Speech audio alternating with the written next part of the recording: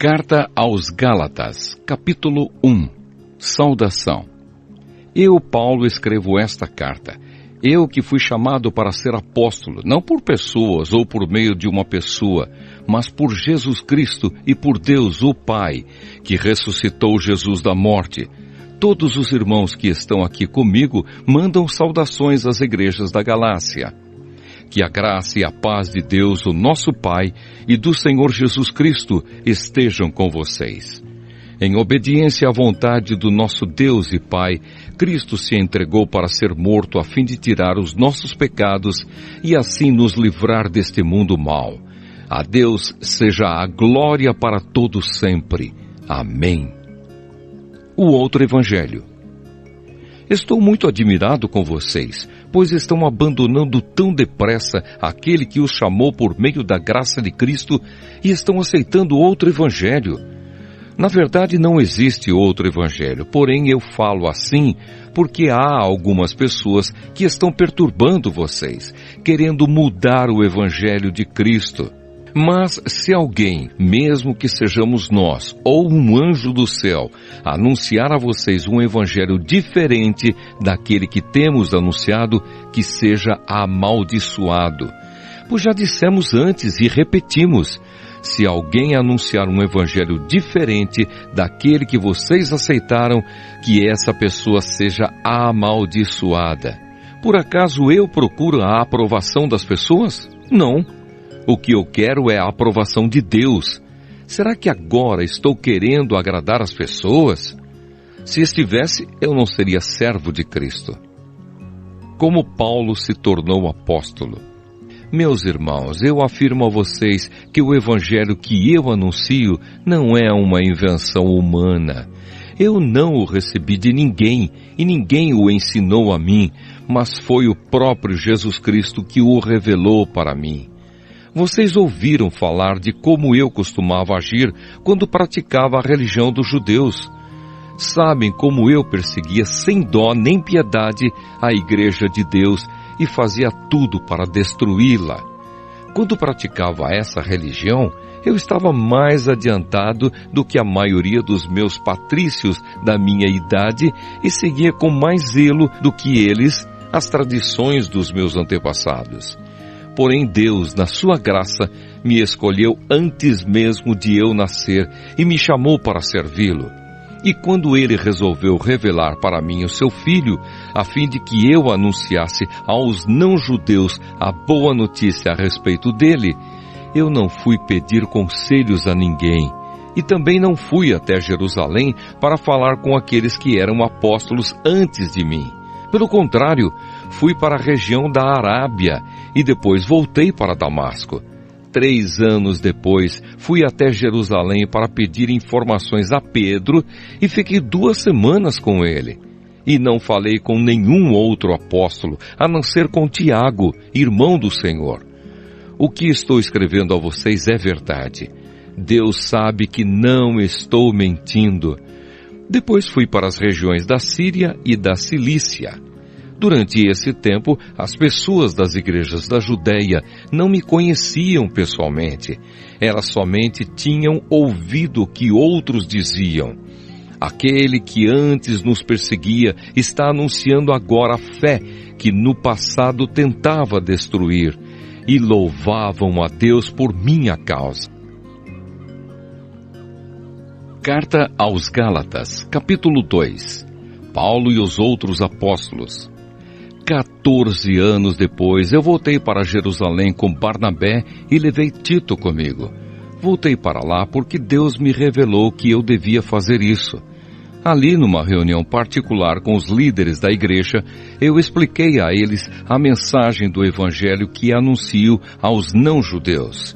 Eu não queria que o trabalho que tinha feito e estava fazendo fosse um trabalho perdido. Tito estava comigo, mas ele não foi obrigado a circuncidar-se, embora ele não seja judeu. Porém, alguns tinham se juntado ao nosso grupo, fazendo de conta que eram irmãos da fé, e queriam circuncidá-lo. Eram homens que tinham entrado para o grupo como espiões, a fim de espiar a liberdade que temos por estarmos unidos com Cristo Jesus e para nos tornar escravos de novo. Mas em nenhum momento nós cedemos, pois queríamos que vocês tivessem o verdadeiro Evangelho. E aqueles que pareciam ser os líderes da igreja, digo isso porque para mim não importa o que eles eram, pois Deus não julga pela aparência. Aqueles líderes, repito, não me deram nenhuma ideia nova. Pelo contrário, eles viram que Deus me tinha dado a responsabilidade de anunciar o Evangelho aos não-judeus, assim como tinha dado a Pedro a responsabilidade de anunciá-lo aos judeus. Pois pelo poder de Deus fui feito apóstolo para anunciar o Evangelho aos não-judeus, assim como Pedro foi feito apóstolo para anunciar o Evangelho aos judeus. Por isso Tiago, Pedro e João, que eram considerados os líderes da igreja, reconheceram que Deus me tinha dado essa tarefa especial. E como sinal de que éramos todos companheiros, eles deram a mim e a Barnabé um aperto de mãos. E todos nós combinamos que eu e Barnabé iríamos trabalhar entre os não-judeus e eles entre os judeus. Eles nos pediram só uma coisa, que lembrássemos dos pobres das igrejas deles, e isso eu sempre tenho procurado fazer. Paulo fica contra Pedro em Antioquia. Porém, quando Pedro veio para Antioquia da Síria, eu fiquei contra ele em público, porque ele estava completamente errado. De fato, antes de chegarem ali alguns homens mandados por Tiago, Pedro tomava refeições com os irmãos não-judeus. Mas depois que aqueles homens chegaram, ele não queria mais tomar refeições com os não-judeus, porque tinha medo dos que eram a favor de circuncidar os não-judeus. E também os outros irmãos judeus começaram a agir como hipócritas, do mesmo modo que Pedro. E até Barnabé se deixou levar pela hipocrisia deles. Quando vi que eles não estavam agindo direito, de acordo com a verdade do Evangelho, eu disse a Pedro, na presença de todos: "Você é judeu, mas não está vivendo como judeu, e sim como não-judeu. Então como é que você quer obrigar os não-judeus a viverem como judeus?" Os judeus e os não-judeus são salvos pela fé. O fato é que nós somos judeus de nascimento e não pecadores não-judeus, como eles são chamados. Mas sabemos que todos são aceitos por Deus somente pela fé em Jesus Cristo e não por fazerem o que a lei manda. Assim nós também temos crido em Cristo Jesus, a fim de sermos aceitos por Deus pela nossa fé em Cristo e não por fazermos o que a lei manda. Pois ninguém é aceito por Deus por fazer o que a lei manda. Ao procurarmos ser aceitos por Deus por estarmos unidos com Cristo, fica claro que somos pecadores como os não-judeus. Mas será que isso quer dizer que Cristo trabalha em favor do pecado? Claro que não. Se eu, depois de ter destruído a lei, começar a construí-la de novo como meio de ser aceito por Deus, aí sim fica claro que eu havia quebrado a lei. Pois quanto à lei, estou morto, morto pela própria lei, a fim de viver para Deus. Eu fui morto com Cristo na cruz. Assim, já não sou eu quem vive, mas Cristo é quem vive em mim. E esta vida que vivo agora, eu a vivo pela fé no Filho de Deus, que me amou e se deu a si mesmo por mim. Eu me recuso a rejeitar a graça de Deus, pois se é por meio da lei que as pessoas são aceitas por Deus, então a morte de Cristo não adiantou nada. Carta aos Gálatas, capítulo 3. Lei ou fé? Ó Gálatas sem juízo, quem foi que enfeitiçou vocês? Na minha pregação a vocês eu fiz uma descrição perfeita da morte de Jesus Cristo na cruz. Por assim dizer, vocês viram Jesus na cruz. Respondam somente isto: vocês receberam o Espírito de Deus por terem feito o que a lei manda ou por terem ouvido a mensagem do Evangelho e terem crido nela. Como é que vocês podem ter tão pouco juízo? Vocês começaram a sua vida cristã pelo poder do Espírito de Deus e agora querem ir até o fim pelas suas próprias forças? Será que as coisas pelas quais vocês passaram não serviram para nada? Não é possível. Será que quando Deus dá o seu Espírito e faz milagres entre vocês, é porque vocês fazem o que a lei manda? Não será que é porque vocês ouvem a mensagem e creem nela? Lembrem do que as Escrituras Sagradas dizem a respeito de Abraão. Ele creu em Deus e por isso Deus o aceitou. Portanto, vocês devem saber que os verdadeiros descendentes de Abraão são os que têm fé. Antes que isso acontecesse, as Escrituras viram que Deus ia aceitar os não-judeus por meio da fé. Por isso, antes de chegar o tempo, elas anunciaram a boa notícia a Abraão, dizendo: por meio de você, Deus abençoará todos os povos. Abraão creu e foi abençoado. Portanto, todos os que creem são abençoados como ele foi. Os que confiam na sua obediência à lei estão debaixo da maldição de Deus, pois as Escrituras Sagradas dizem: quem não obedece sempre a tudo o que está escrito no livro da lei, está debaixo da maldição de Deus.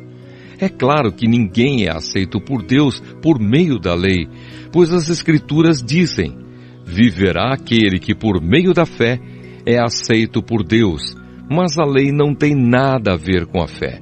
Pelo contrário, como dizem as Escrituras, viverá aquele que fizer o que a lei manda. Porém, Cristo, tornando-se maldição por nós, nos livrou da maldição imposta pela lei.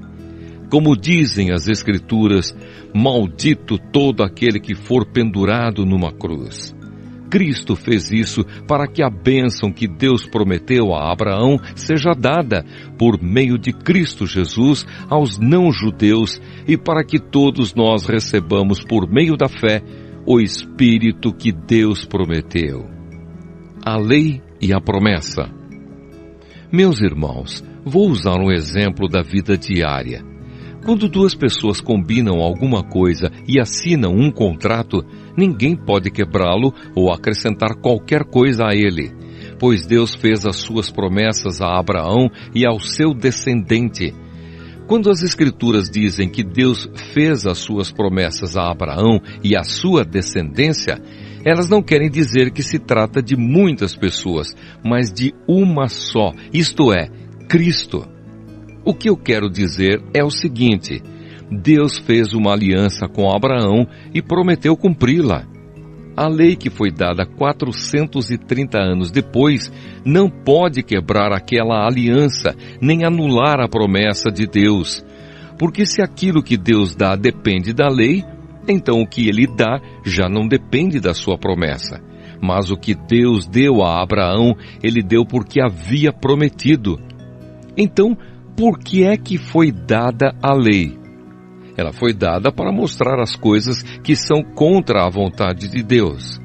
A lei devia durar até que viesse o descendente de Abraão, pois a promessa foi feita a esse descendente. A lei foi entregue por anjos e um homem serviu de intermediário. Porém, não é preciso haver intermediário quando se está falando de uma só pessoa, e Deus é um só. O objetivo da lei. Será que isso quer dizer que a lei é contra as promessas de Deus? É claro que não.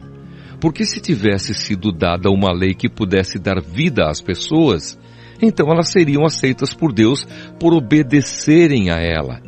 Porém, as Escrituras Sagradas afirmam que o mundo inteiro está dominado pelo pecado. E isso para que as pessoas que creem recebam o que Deus promete aos que têm fé em Jesus Cristo. Mas antes que chegasse o tempo da fé, nós éramos prisioneiros da lei até que fosse revelada a fé que devia vir. Assim a lei ficou tomando conta de nós até que Cristo viesse para podermos ser aceitos por Deus por meio da fé. Agora que chegou o tempo da fé, Não precisamos mais da lei para tomar conta de nós, pois por meio da fé em Cristo Jesus, todos vocês são filhos de Deus, porque vocês foram batizados para ficarem unidos com Cristo e assim se revestiram com as qualidades do próprio Cristo. Desse modo, não existe diferença entre judeus e não judeus, entre escravos e pessoas livres, entre homens e mulheres. Todos vocês são um só por estarem unidos com Cristo Jesus. E já que vocês pertencem a Cristo, então são descendentes de Abraão e receberão aquilo que Deus prometeu.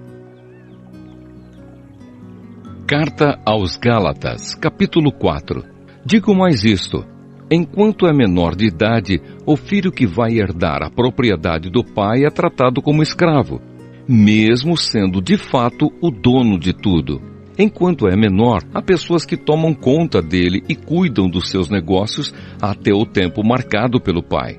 Assim também nós, antes de ficarmos adultos espiritualmente, fomos escravos dos poderes espirituais que dominam o mundo. Mas quando chegou o tempo certo, Deus enviou o seu próprio Filho, que veio como filho de mãe humana e viveu debaixo da lei para libertar os que estavam debaixo da lei, a fim de que nós pudéssemos nos tornar filhos de Deus. E para mostrar que vocês são seus filhos, Deus enviou o Espírito do seu Filho ao nosso coração, o Espírito que exclama: Pai, meu Pai. Assim vocês não são mais escravos, vocês são filhos. E já que são filhos, Deus lhes dará tudo o que Ele tem para dar aos seus filhos. A preocupação de Paulo pelos Gálatas. No passado vocês não conheciam a Deus e por isso eram escravos de deuses que de fato não são deuses. Mas agora que vocês conhecem a Deus, ou melhor, agora que Deus os conhece, como é que vocês querem voltar para aqueles poderes espirituais fracos e sem valor? Por que é que querem se tornar escravos deles outra vez? Por que dão tanta importância a certos dias, meses, estações e anos?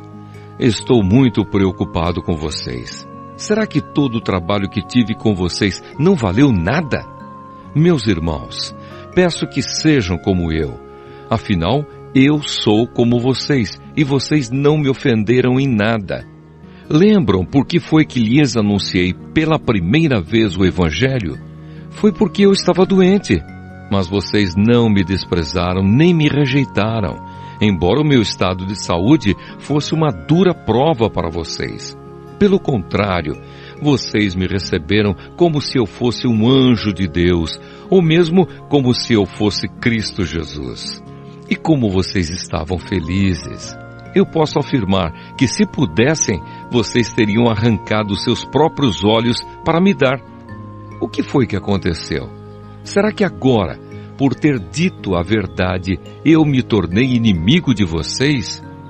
Esses homens mostram grande interesse por vocês, mas a intenção deles não é boa. O que eles querem é separar vocês de mim, para que vocês sintam por eles o mesmo interesse que eles sentem por vocês. É bom vocês terem um interesse sincero sempre, e não somente quando estou com vocês. Meus queridos filhos, eu estou sofrendo por vocês como uma mulher que tem dores de parto, e continuarei sofrendo até que Cristo esteja vivendo em vocês.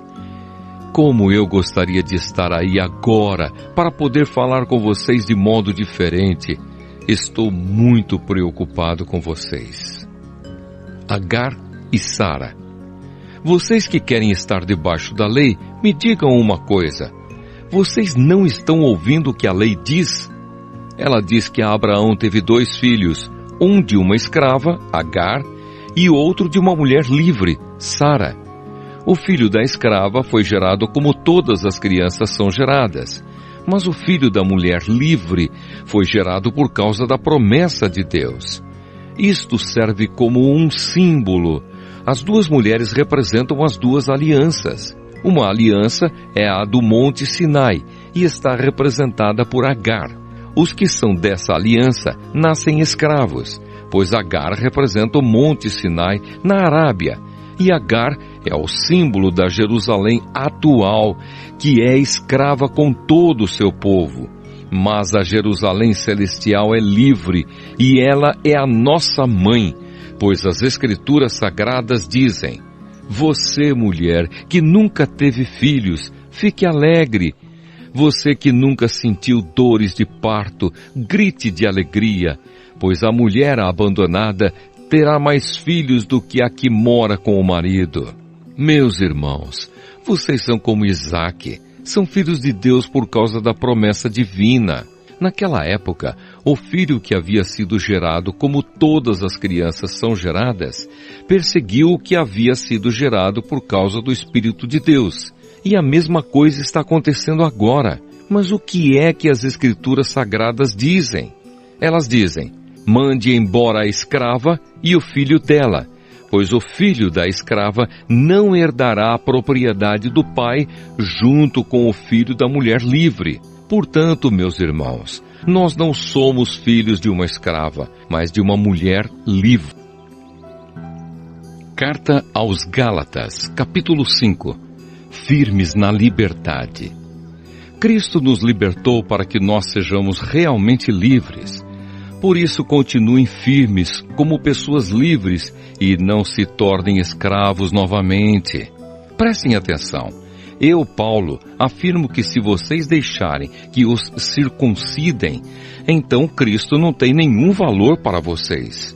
Repito isto mais uma vez, para qualquer homem que deixar que o circuncidem. Esse homem é obrigado a obedecer a toda a lei. Vocês que querem que Deus os aceite porque obedecem à lei, estão separados de Cristo e não têm a graça de Deus. Mas nós temos a esperança de que Deus nos aceitará, e é isso o que esperamos pelo poder do Espírito de Deus, que age por meio da nossa fé. Pois quando estamos unidos com Cristo Jesus, não faz diferença nenhuma estar ou não estar circuncidado. O que importa é a fé que age por meio do amor. Vocês estavam indo tão bem. Quem convenceu vocês a deixarem de seguir a verdade? É claro que quem os convenceu não foi Deus que os chamou. Como dizem por aí, um pouco de fermento fermenta toda a massa. Mas eu ainda tenho confiança em vocês. A nossa união com o Senhor me dá a certeza de que vocês voltarão a pensar da maneira certa. E também tenho certeza de que o homem que está perturbando vocês, seja ele quem for, será castigado por Deus. Porém, irmãos, se é verdade que eu continuo a anunciar que a circuncisão é necessária, por que é que sou perseguido? Se eu anunciasse isso, então a minha pregação a respeito da cruz de Cristo não causaria dificuldade para ninguém. E quanto a esses homens que andam perturbando vocês, eu gostaria que se castrassem de uma vez. Porém vocês, irmãos, foram chamados para serem livres, mas não deixem que essa liberdade se torne uma desculpa para permitir que a natureza humana domine vocês. Pelo contrário, que o amor faça com que vocês sirvam uns aos outros, pois a lei inteira se resume em um mandamento só: ame os outros como você ama a você mesmo. Mas se vocês agem como animais selvagens, ferindo e prejudicando uns aos outros, então cuidado para não acabarem se matando. O Espírito de Deus e a natureza humana. Quero dizer a vocês o seguinte: deixem que o Espírito de Deus dirija a vida de vocês e não obedeçam aos desejos da natureza humana. Porque o que a natureza humana quer é contra o que o Espírito quer, e o que o Espírito quer é contra o que a natureza humana quer. Os dois são inimigos e por isso vocês não podem fazer o que vocês querem. Porém, se é o Espírito de Deus que guia vocês, então vocês não estão debaixo da lei. As coisas que a natureza humana produz são bem conhecidas. Elas são a imoralidade sexual, a impureza, as ações indecentes, a adoração de ídolos, as feitiçarias, as inimizades, as brigas, as ciumeiras, os acessos de raiva, a ambição egoísta, a desunião, as divisões, as invejas, as bebedeiras, as farras e outras coisas parecidas com essas. Repito o que já disse: os que fazem essas coisas não receberão o reino de Deus. Mas o Espírito de Deus produz o amor, a alegria, a paz, a paciência, a delicadeza, a bondade, a fidelidade, a humildade e o domínio próprio. E contra essas coisas não existe lei. As pessoas que pertencem a Cristo Jesus crucificaram a natureza humana delas, junto com todas as paixões e desejos dessa natureza. Que o Espírito de Deus, que nos deu a vida, controle também a nossa vida. Nós não devemos ser orgulhosos, nem provocar ninguém, nem ter inveja uns dos outros. Carta aos Gálatas, capítulo 6. Ajudem uns aos outros. Meus irmãos, se alguém for apanhado em alguma falta, vocês que são espirituais devem ajudar essa pessoa a se corrigir. Mas façam isso com humildade e tenham cuidado para que vocês não sejam tentados também. Ajudem uns aos outros e assim vocês estarão obedecendo à lei de Cristo. A pessoa que pensa que é importante, quando de fato não é, está enganando a si mesma. Que cada pessoa examine o seu próprio modo de agir. Se ele for bom, então a pessoa pode se orgulhar do que fez, sem precisar comparar o seu modo de agir com o dos outros, porque cada pessoa deve carregar a sua própria carga. A pessoa que está aprendendo o Evangelho de Cristo deve repartir todas as suas coisas boas com quem a estiver ensinando. Não se enganem, ninguém zomba de Deus. O que uma pessoa plantar, é isso mesmo que colherá.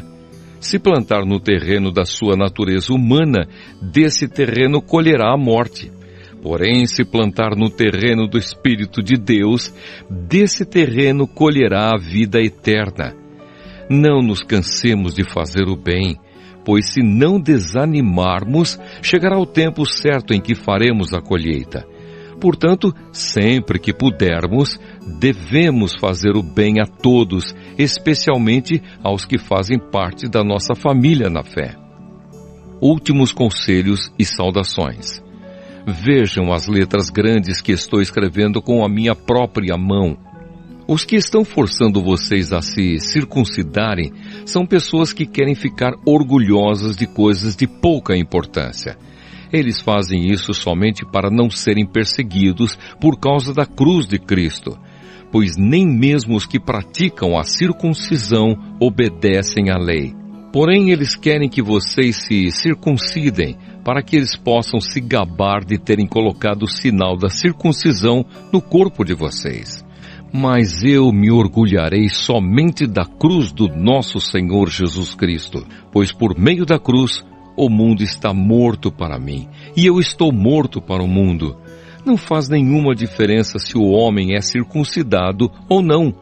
O importante é que ele seja uma nova pessoa. E para todos os que seguem essa regra na sua vida, que a paz e a misericórdia estejam com eles e com todo o povo de Deus. Para terminar, que mais ninguém crie dificuldades para mim, pois as marcas no meu corpo mostram que sou escravo de Jesus. Bênção. Que a graça do nosso Senhor Jesus Cristo esteja com todos vocês, meus irmãos. Amém.